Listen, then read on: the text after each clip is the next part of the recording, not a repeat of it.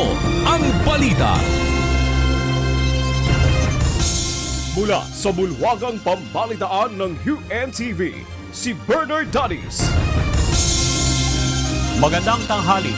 Ito ang Balita Weekend Edition. Narito ang mga headlines.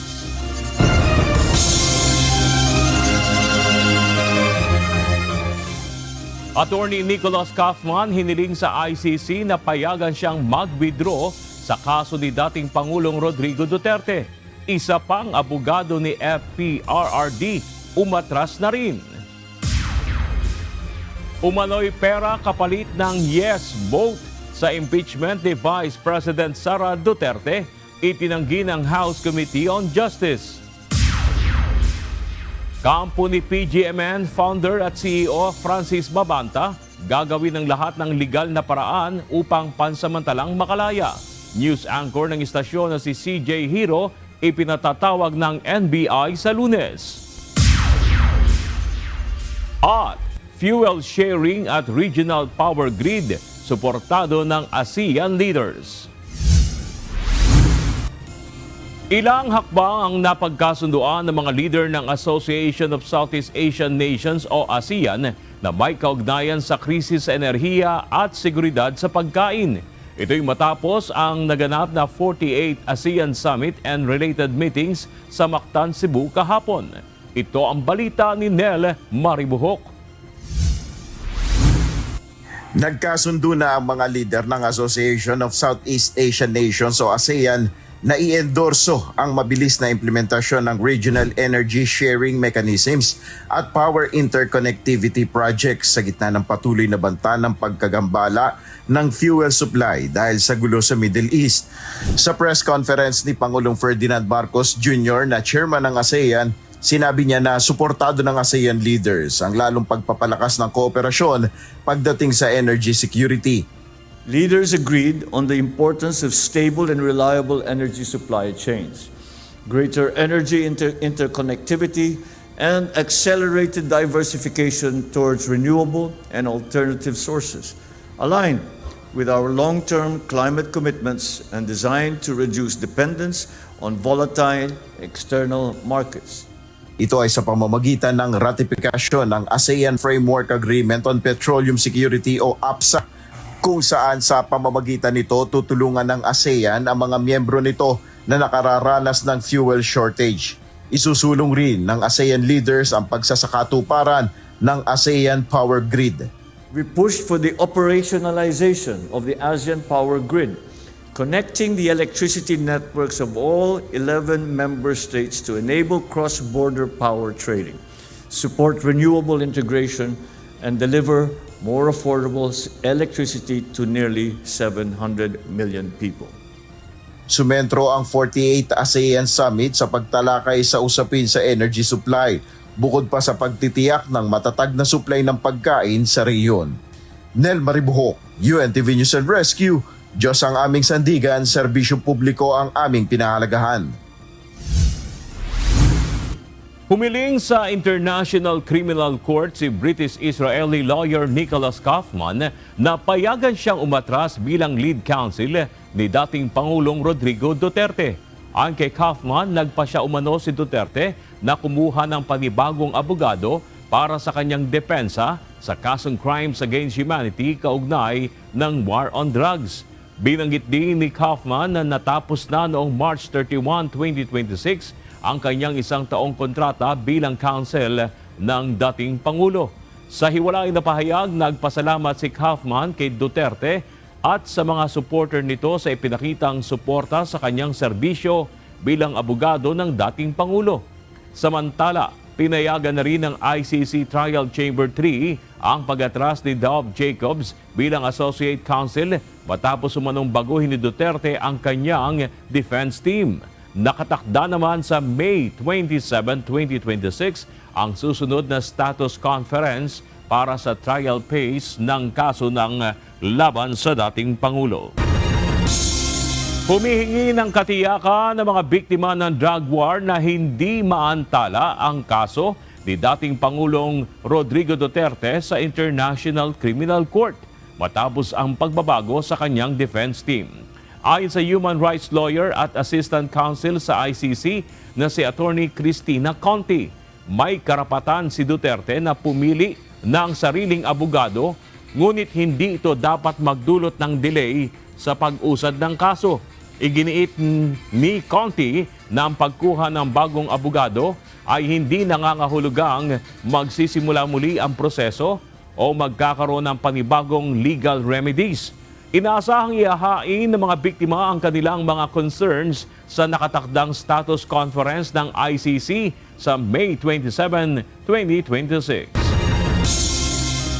Nererepaso na ng key members ng House Justice Committee ang committee report at resolusyong nagtatakda ng articles of impeachment laban kay Vice President Sara Duterte. Sa Lunes, May 11, inaasahan ang deliberasyon at pagboto ng House members sa Duterte impeachment articles. Ito ang balita ni Rosalie Cos. Inaasahan na ang deliberasyon at botohan sa plenaryo ng Kamara kaugnay ng approval sa House Committee Report No. 261 at House Resolution No. 989 na nagtatakda ng Articles of Impeachment laban kay Vice President Sara Duterte sa Lunes, May 11, 2026. Mauuna ang sponsorship speech ng pangunahing author o may akda sa ulat at resolusyon na si House Justice Committee Chairperson at Batangas 2nd District Representative Jervy Luistro. Susundan ito ng interpellation o pagtatanong ng mga House member bago ang botohan. Well, the only preparation that we have is by doing an individual reading of all the materials necessary for us to have a deeper understanding of the allegations of offenses, no?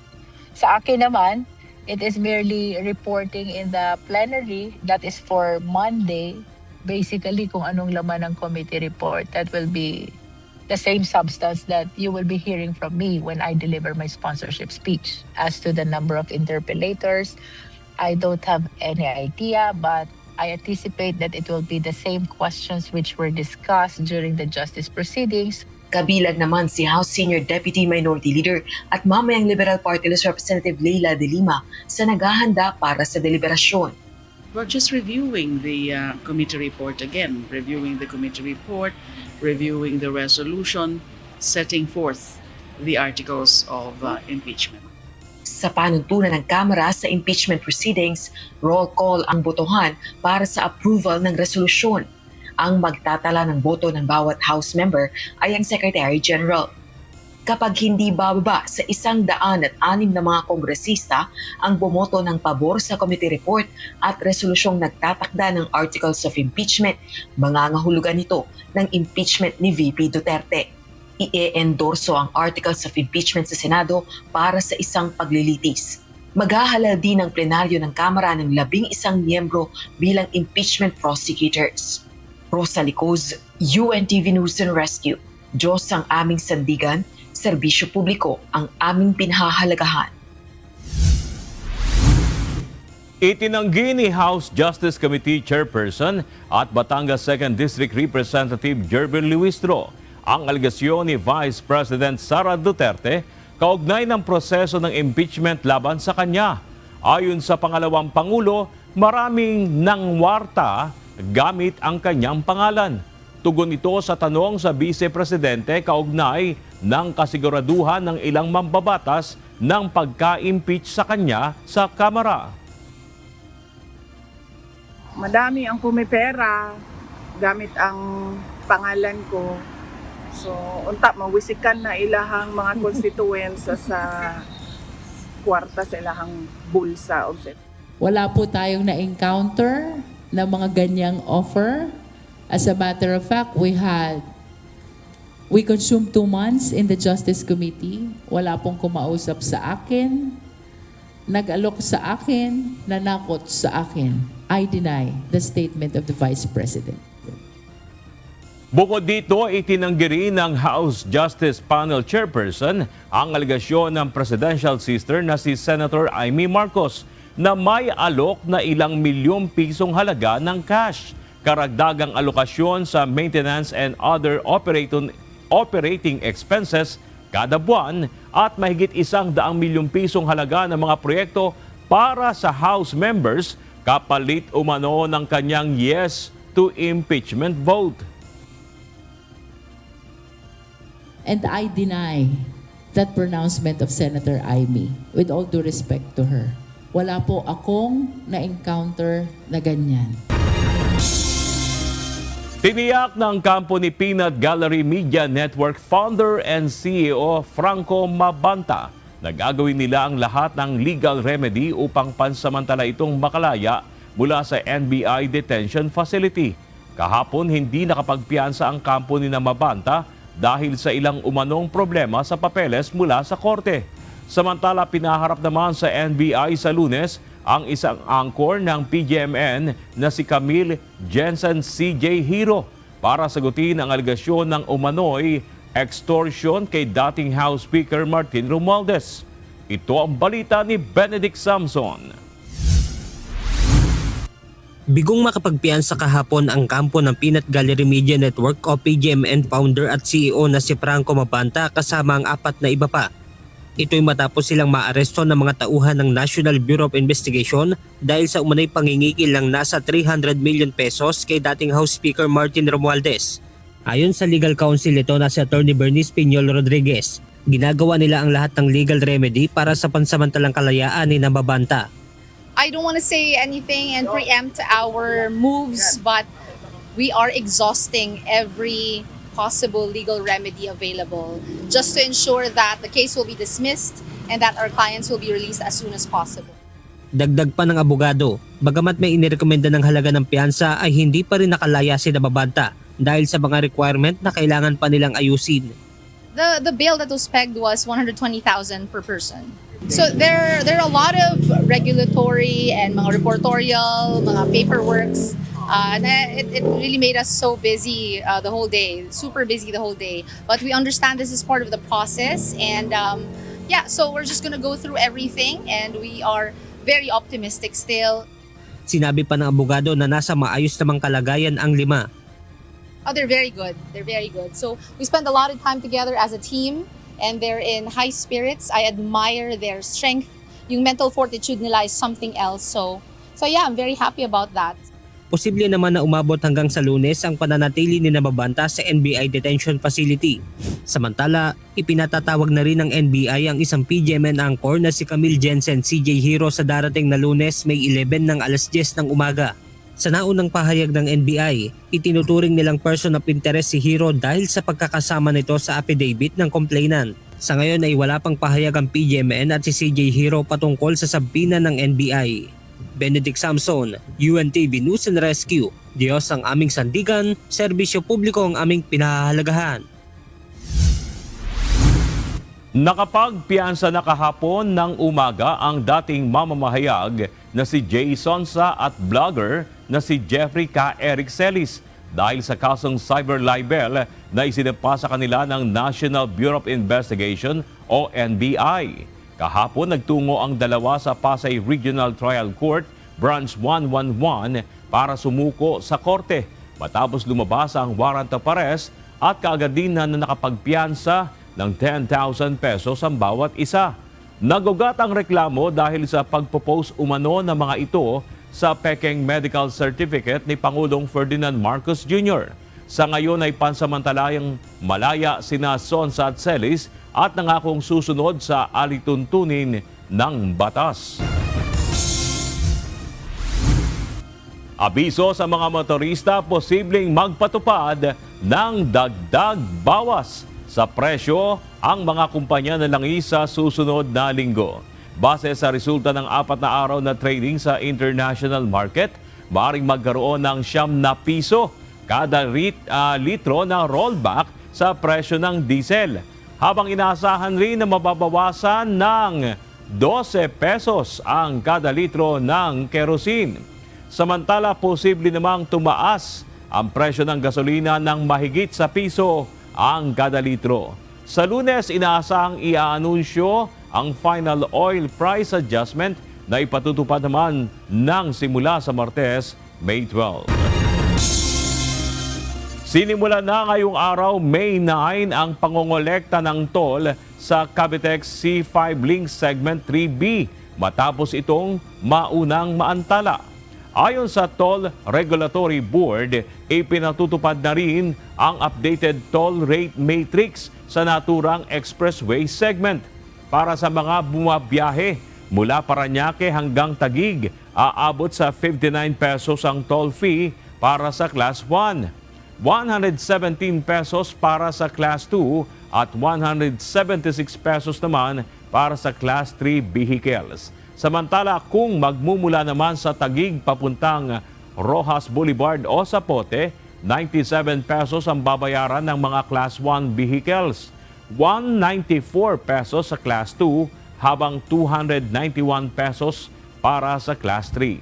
Nauna nang ipinagpaliban ang koleksyon ng toll dahil sa umiiral na fuel crisis at state of national energy emergency sa bansa. Inaasahang mababawasan mula 1.5 oras hanggang 15 minuto ang biyahe sa pagitan ng Parañaque at Taguig sa paggamit ng Connector Road. Hindi kasali sa suspensyon ng pamumutol ng kuryente ang mga electric bill na na-issue na noong Abril ayon sa Energy Regulatory Commission.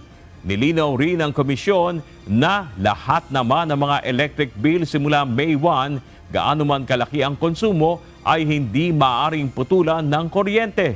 Ito ang balita ni Asher Cadapan Jr. Sakop lang ng suspensyon ng service disconnection ng mga electricity bill na na-issue simula May 1 hanggang July 31. Ito ang nilinaw ng Energy Regulatory Commission o ERC sa direktibang inilabas nila para sa mga distribution utilities sa buong bansa, kung saan pansamantalang ipinatitigil ang pamumutol ng kuryente sa mga consumer at pinapayagan ang pagbabayad ng installment sa electric bill. Iiral ito mula Mayo hanggang Hunyo ngayong taon. Ngunit para sa mga hindi pa nakabayad noong Abril, ipinaliwanag ni Atty. Maria Corazon Guines, Legal Service Director ng ERC, maaari pa rin silang maputulan ng kuryente. So ang mangyayari yan, April 2 to May 2. So yun yung billing period mo which will be issued on May 2. So covered yon. Pero kung kunwari na-issue na yung bill mo, okay, ng April 30 and earlier, hindi yun kasali doon sa suspended na disconnection.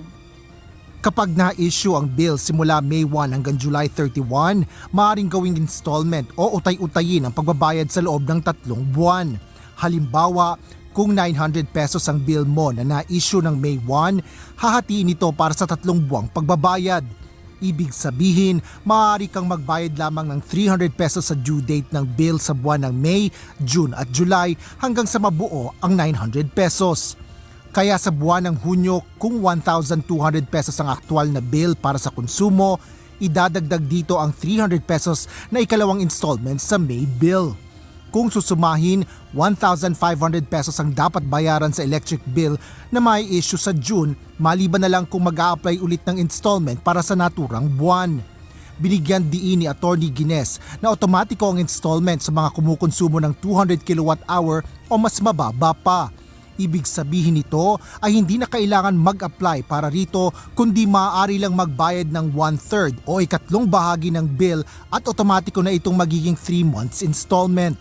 Ngunit para sa mga kumukonsumo ng mahigit 200 kWh, ang mga ito anya ang kailangang mag-apply ng installment option sa pagbabayad ng electric bill. Kailangan pumunta doon sa kanilang distribution utility para humingi sila ng installment option. Pero doon sa mga 200 and below, magiging automatic yan. Wala silang kailangan gawin. Kasi nasa Magna Carta din, Magna Carta for Residential Electricity Consumers, and it's effective. Maski wala kaming moratorium, they can go to their distribution utilities and apply for installment payment. Kung papayag yung distribution utility, okay lang.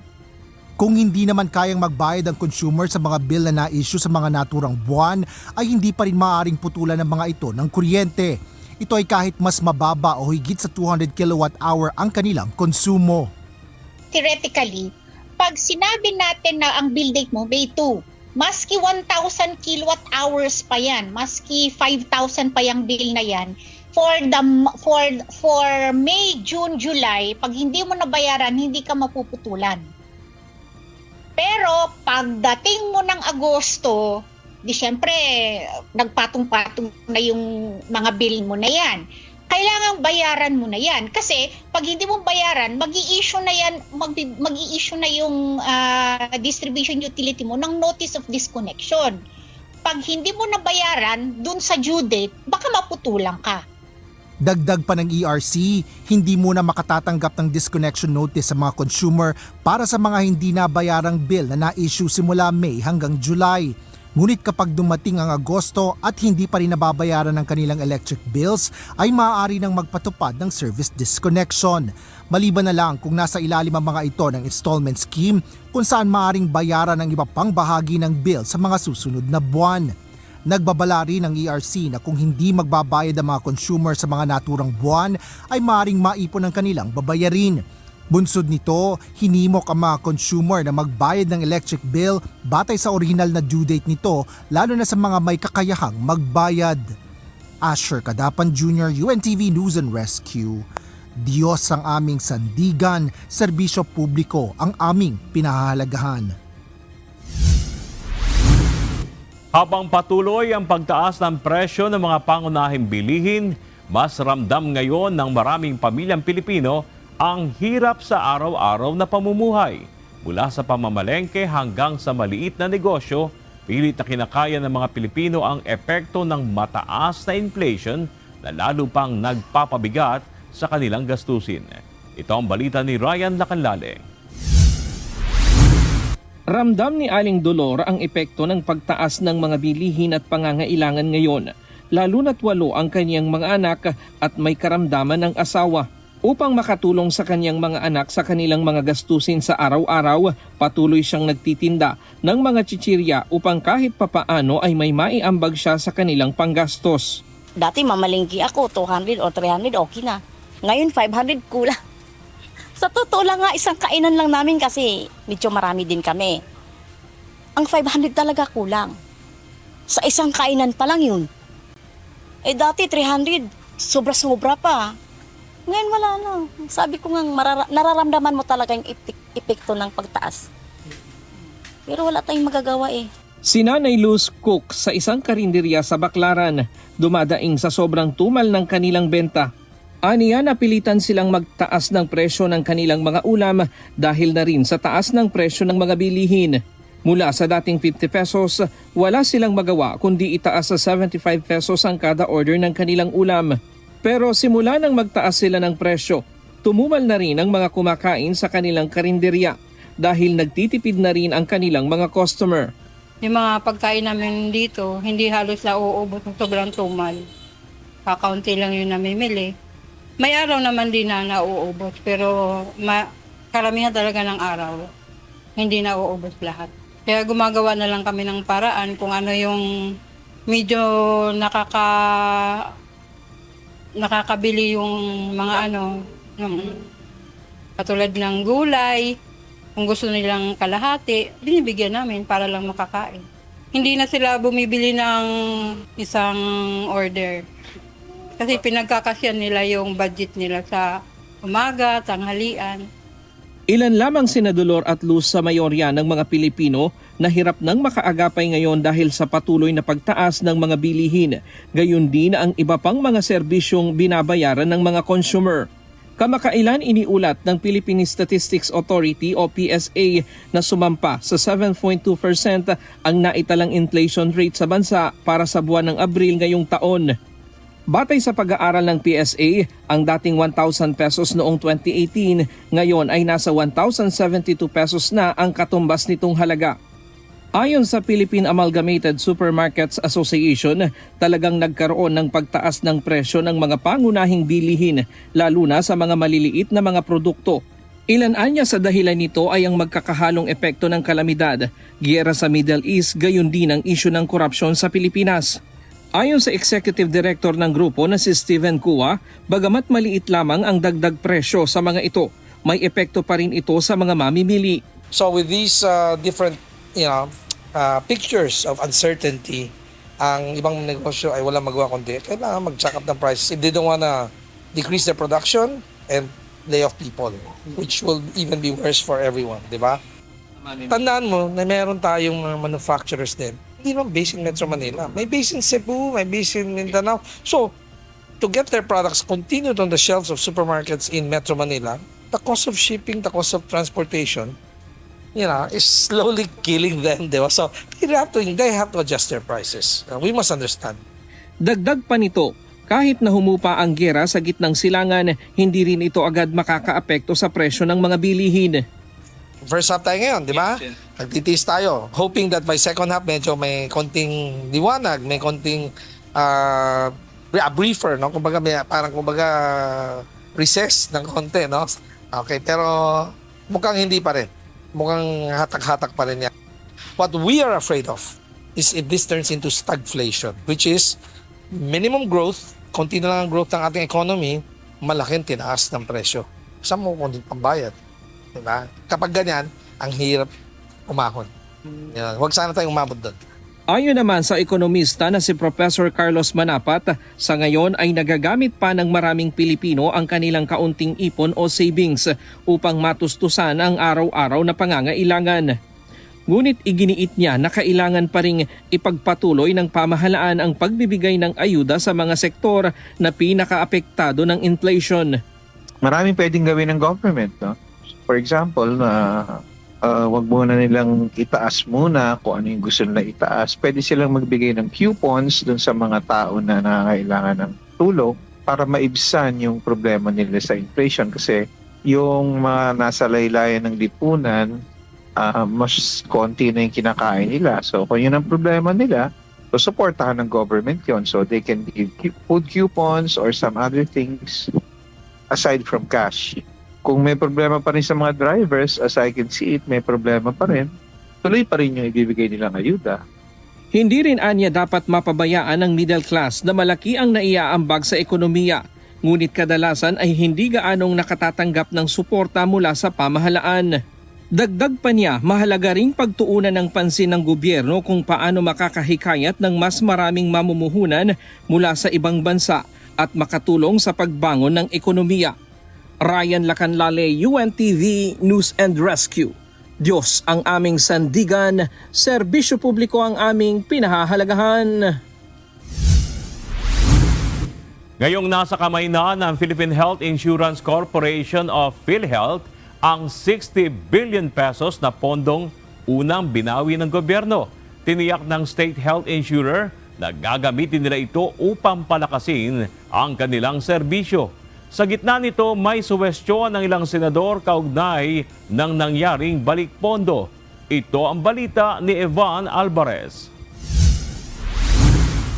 Hindi mananatiling nakaimbak na pondo ang naibalik na 60 billion pesos sa Philippine Health Insurance Corporation o PhilHealth. Ayon sa President at Chief Executive Officer ng State Health Insurer, kasama na ito sa kanilang corporate operating budget ngayong taon upang palawakin pa ang kanilang mga benepisyo para sa kanilang mga miyembro. So yung ating 60 billion ay nakapaloob na doon sa aming tansyang benefit payment this year na halos aabot ng 378 billion. Kabilang dito ang pagpupondo sa Yaman ng Kalusugan Program para malayo sa sakit o YAKAP, isang primary care benefit package kung saan po pwedeng maka-avail ng libreng check-up, laboratory testing at 20,000 pesos worth na mga gamot ang isang PhilHealth member. Karagdagang funding rin anya ito sa kanilang mas pinalawak na maternal care package. Habang may binubuo pa silang mga benepisyo para sa mga pasyenteng may cancer, na stroke, may human immunodeficiency virus o HIV, tuberculosis at maging nasa palliative and hospice care. So talaga pong gumagastos na ngayon ang PhilHealth at inaano po namin na talagang bawat pisong maiambag ng ating mga miyembro at yung pong binibigay na government subsidy ay nagagamit. Nakahanay naman ito sa panawagan ni Senator J.V. Ejercito na siyang principal author at sponsor ng Universal Healthcare Act na dapat talagang direktang pakinabangan ng mga miyembro ang pondo ng PhilHealth. Ayon kay Ejercito, hindi dapat ito manatiling reserve funds kundi dapat magamit para sa mas maayos na case rates at mas malaking suporta sa pagpapagamot ng mga miyembro. Si Senator Loren Legarda, iginiit naman na bukod sa 60 billion pesos, kailangan na ring i-release ang iba pang pondong nakalaan para sa state health insurer. Anya, mayroon pang higit 220 billion pesos na pondong pangkalusugang hindi na ilalabas ng buo sa PhilHealth. Kasama na rito ang mga nakolektang buwis sa tabako, alak at sweet beverages simula noong 2023 hanggang 2025. Dagdag pa dito, hindi maisa sa katuparan ang universal healthcare kung pira-piraso ang paglalabas ng pondo. Laging huli ang remittance at iwawasto lamang ang mga nagagawang pagkakamali. Sa panig ng PhilHealth, susunod lamang sila sa mandato at anumang ibabang pondo ng gobyerno ay gagamitin nila upang matupad ang sustainable services sa kanilang beneficiaries. Kami naman ay magiging transparent at ilalahad namin lahat ng mga nakuha namin nung nakaraang taon at pinaggastusan. So ang aming pong fino-focus ay kung paano talaga maiparamdam sa ating kababayan itong dagdag na mga pondong nakuha natin. Evan Alvarez, UNTV News and Rescue. Diyos ang aming sandigan, serbisyo publiko ang aming pinahahalagahan. Nakabalik na sa bansa ang 20 mga Pilipinong biktima ng human trafficking sa Cambodia. Ayon sa Department of Migrant Workers o DMW, nakarating sila sa Ninoy Aquino International Airport, Terminal 1 kahapon ng umaga. Muling nagbabala ang DMW sa mga Pilipino na huwag maiengganyo sa mga red flag na recruitment ng scam hubs sa Cambodia at Thailand. Nangyari ang recruitment online at nangangako ang mga scammer ng mataas na sahod para sa information technology at customer service. Tuloy-tuloy ang kampanya kontra kriminalidad ng Taguig City Police Station. Sa katunayan, naaresto na ng Taguig PNP ang lahat ng nasa top 10 most wanted persons list nito para sa buwan ng Marso at Abril ngayong taon. Umabot sa 4 na magkakasunod na buwan ang matagumpay na pag-aresto ng Taguig Police sa mga kabilang sa most wanted persons kasunod ng nauna ring operasyon noong Enero at Pebrero. Ayon kay Taguig Police Chief Police Colonel Julius Anunuevo, bunga ito ng mas pinaigting na koordinasyon ng mga police units at suporta ng lokal na pamahalaan ng Taguig sa ilalim ni Mayor Lani Cayetano. Kabilang sa mga kasong kinaharap ng mga naaresto ang murder, rape, carnapping, robbery, acts of lasciviousness, attempted homicide, qualified sexual assault, at paglabag sa Comprehensive Dangerous Drugs Act of 2002. At para sa ating weather update, bahagyang humina ang bagyo na nasa labas ng Philippine Area of Responsibility.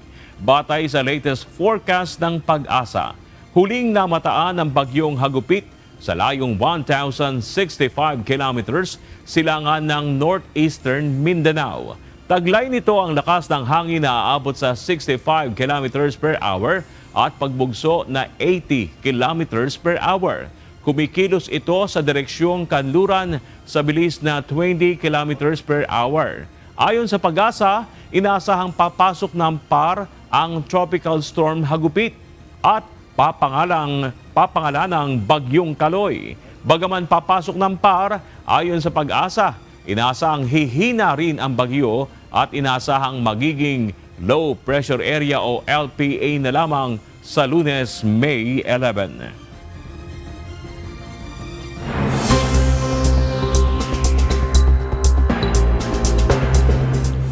Pinangangambahang muling sumiklab ang tensyon sa gitnang silangan kasunod ng palitan ng pag-atake ng puwersa ng Estados Unidos at Iran sa Strait of Hormuz. Ito ay sa kabila ng umiiral na ceasefire at mga ulat na nalalapit na ang pagkakasundo ng dalawang panig sa isang Memorandum of Understanding o MOU. Ito ang balita ni Noel Poliarco. Muling nanindigan ang Iran na hindi sila magpapadala sa pressure at pagbabanta ng United States sa gitna ng patuloy na tensyon sa Gulf region. Ayon kay Iranian Foreign Minister Abbas Araghchi, sa tuwing may pagkakataon para sa diplomasya ay mas pinipili umano ng Amerika ang isang reckless military adventure. Tinanong din ito kung ang mga hakbang ng United States ay isang crude pressure tactic o resulta ng mga taong nagtutulak kay US President Donald Trump na muling malubog sa mas malalim na tensyon. Ang mga pahayag ay kasunod ng pinakabagong sagupaan ng dalawang bansa mula nang ipatupad ang ceasefire noong April 7. Ayon sa US Central Command, naglunsad ang Iran ng mga missile, drone at maliliit na bangka laban sa 3 US Navy destroyers na dumaan sa Strait of Hormuz.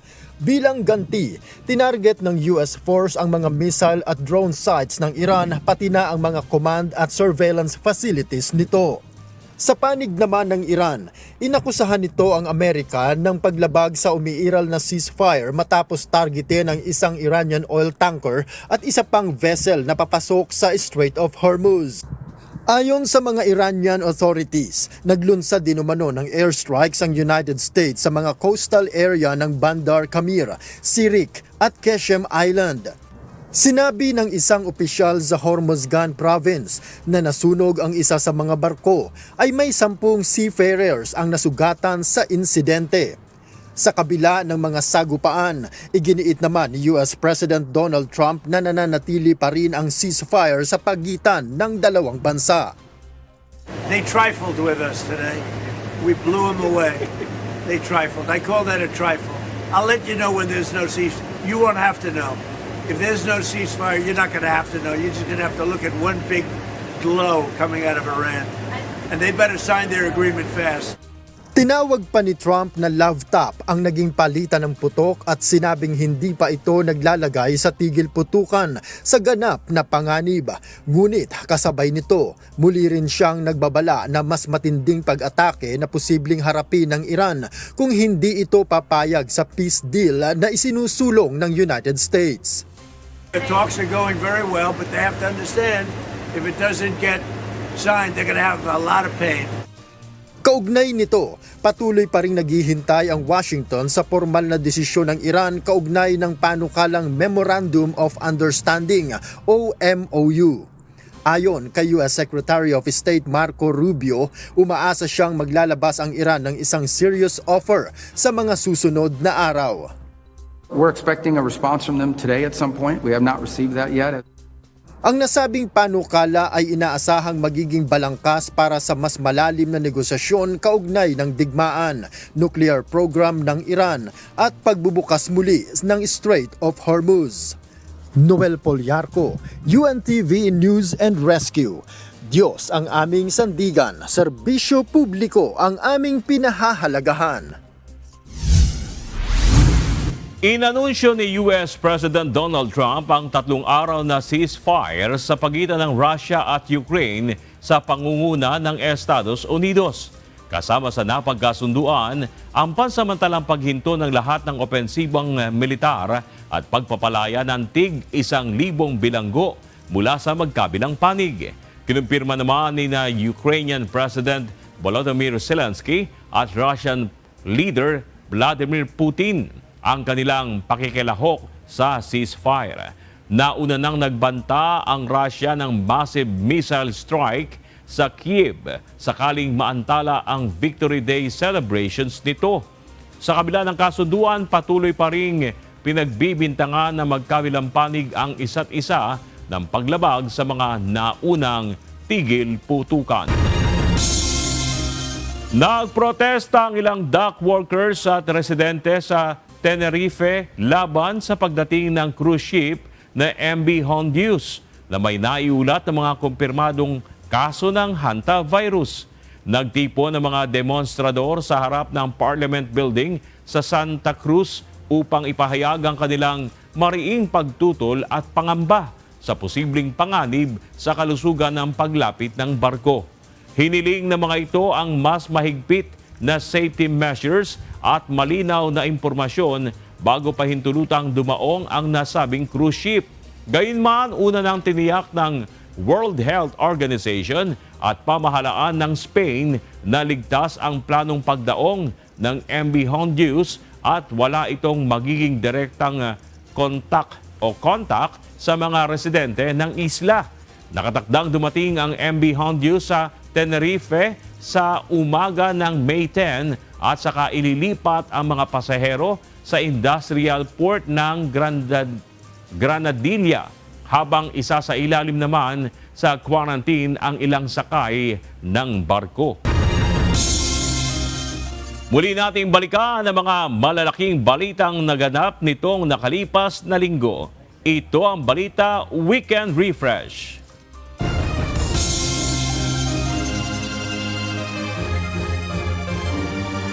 Kailangang suporta sa lalawigan ng Albay kasunod ng ashfall mula sa Bulkang Mayon na ibigay na.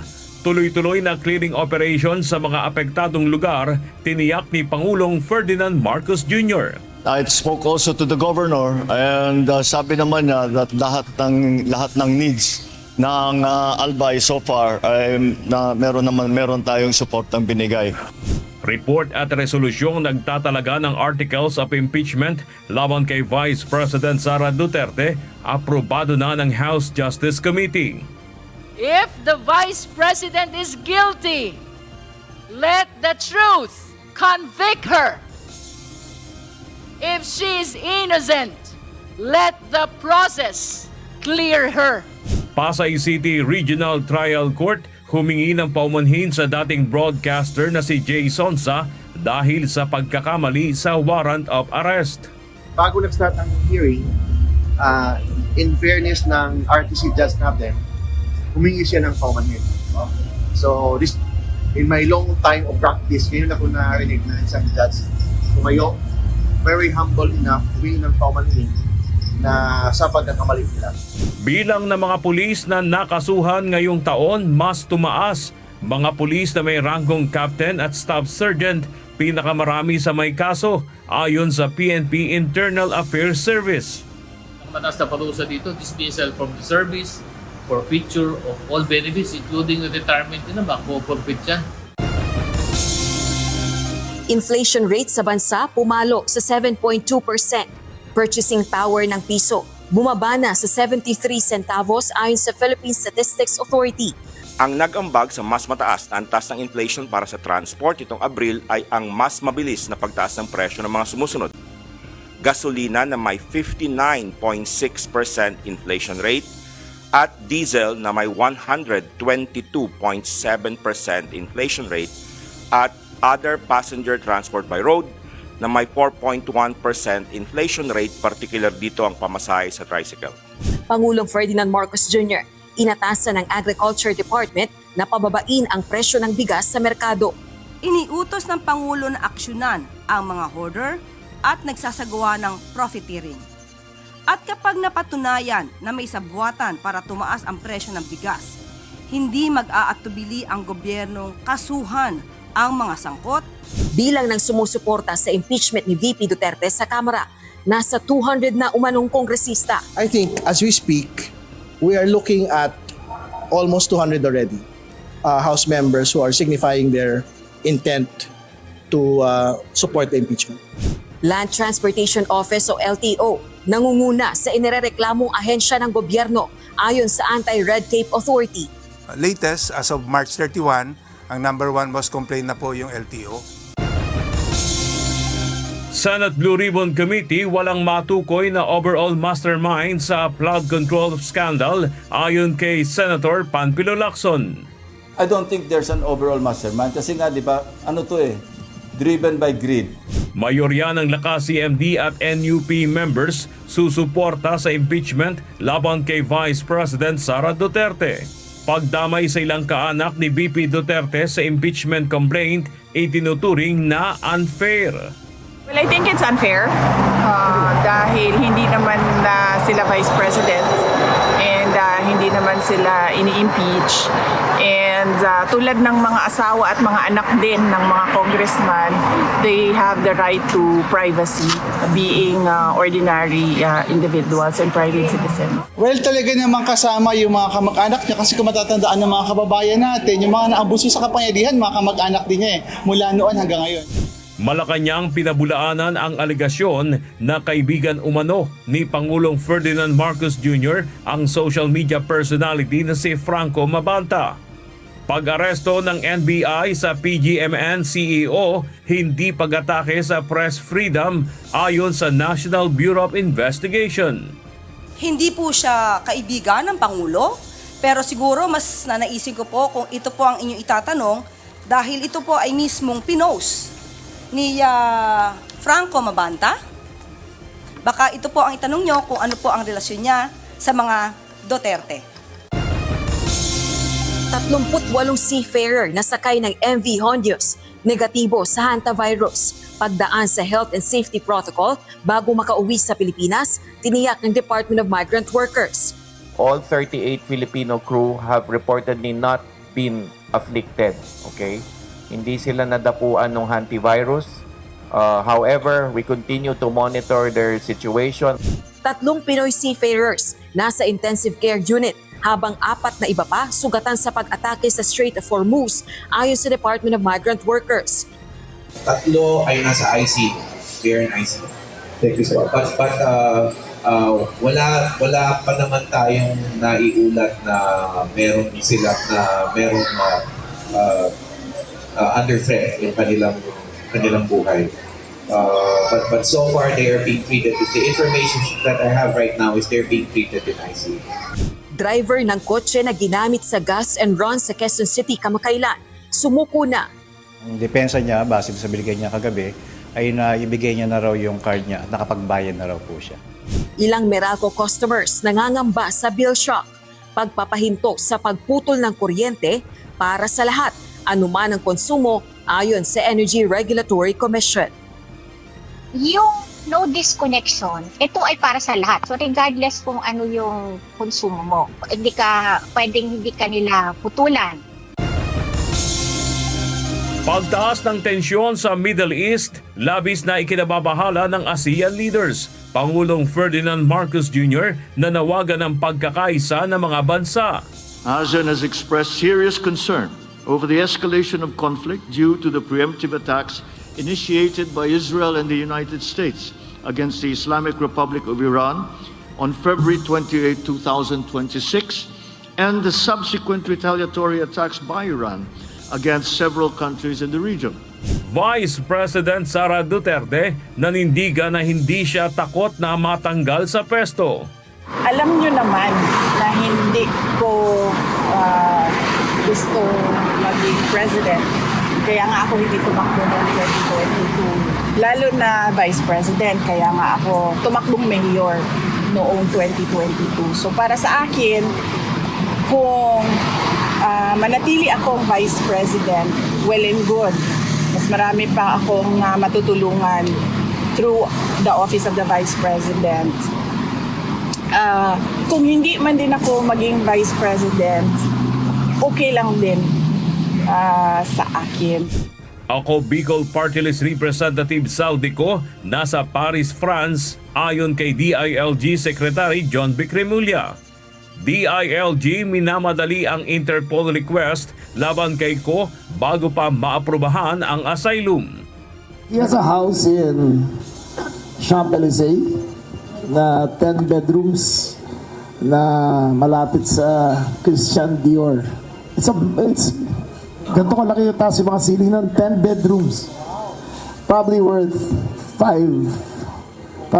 maybe $200 million, euros. At mas malakas na balikatan target ng Department of National Defense sa susunod na taon. Mas makabagong teknolohiya at mga armas asahan ayon kay Defense Secretary Gilberto Teodoro Jr. And so, on this note, I look forward to a more purposive and impactful Balikatan next year.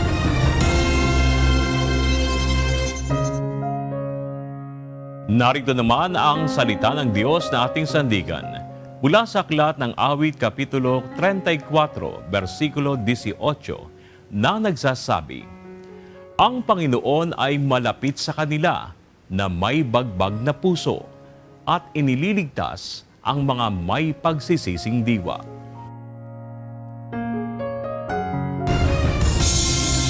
At yan ang naging kabuuan ng ating balitaan ngayong araw ng Sabado. Aming nilahad ng buong katapatan kung paano namin nasaksihan. Sa ngalan ni Kuya Daniel Rason, ako si Bernard Dadis. At dito sa UNTV, Diyos ang aming sandigan, serbisyo publiko ang aming pinahalagahan. Magandang tanghali.